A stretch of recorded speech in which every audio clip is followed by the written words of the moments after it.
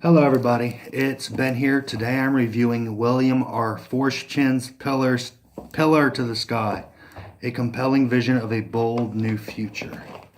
Let's see. Um, I loved William R. Forstchen's John Matherson novel series. It's like a trilogy. 1 second after, and then like 1 year after. It was good, but this book fell flat. I did not really much care for it. So maybe you guys will like it. I didn't, but different strokes for different folks.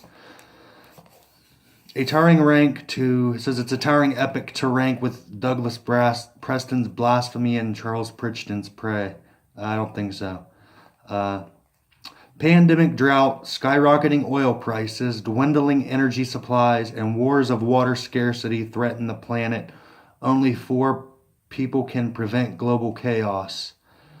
And as I'm reading this right now, I kind of realize that this blurb inside the title isn't the book, which is why I got the book in the first place. Talks about Gary Morgan, a brilliant renegade scientist, is pilloried by the scientific community for his belief in a space elevator, a pillar to the sky which he believes will make space flight fast, simple, and affordable. Eva Morgan, a brilliant and beautiful scientist of a Ukrainian descent, has had a lifelong obsession to build a pillar to the sky, a vertiginous tower that would mine the power of the sun and supply humanity with cheap, limitless energy forever. Eric Rothenberg, the ancient but revered rocket scientist who labored with von Braun to build the spacecraft that would take us to the moon.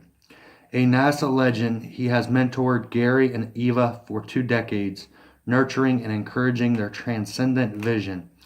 And this is an Elon Musk character, which I'm going to bring up, and his name is Franklin Smith. The eccentric Silicon Valley billionaire who will champion their cause, wage war with Congress and government bureaucracy, and most important, finance their Herculean undertaking. The Goddard Space Flight Center, the novel's preeminent hero, its enormous army of scientists, engineers, and astronauts will design, machine, and build the space elevator.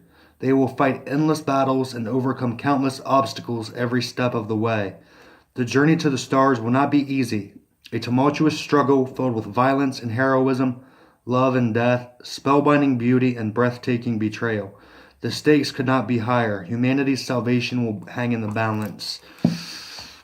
And that really did fall flat. The storyline was pretty boring. There are 2 points of climax, and those 2 periods were kind of not the best. One was a person getting their foot cut off because of a high tension nanofiber, and another one was somebody dying because the thing malfunctioned during a terrorist attack. So those are there, and I just ruined the book for you. I will make sure I put on the thing that there is a spoiler alert that way, but I doubt you'll read this. I hated it, and I love science fiction, and I actually really like William R. Forstchen. This book feels rushed. It feels like it should have stayed in a trunk at the end of his bed, as far as that goes. It says it's a NASA-inspired work of fiction. And if all NASA is a bunch of politics and rushing around to make money all the time and to balance their budget, I would say I am completely not for it anymore based on that book. But knowing that a lot of the space aeronautical stuff is now being dealt with private industry, I'm for that. Hopefully, eventually, we'll be able to go wherever we want to.